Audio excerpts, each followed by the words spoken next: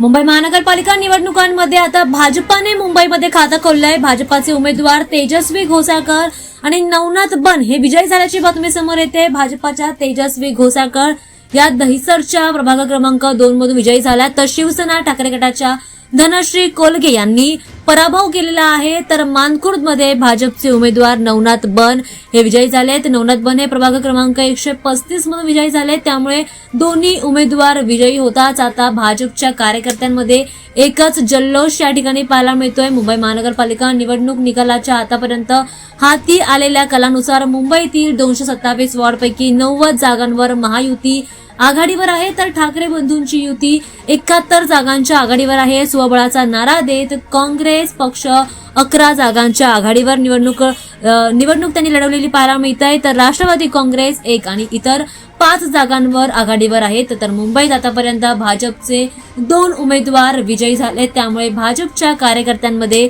मोठा आनंद उत्साह या ठिकाणी पाहायला मिळतो।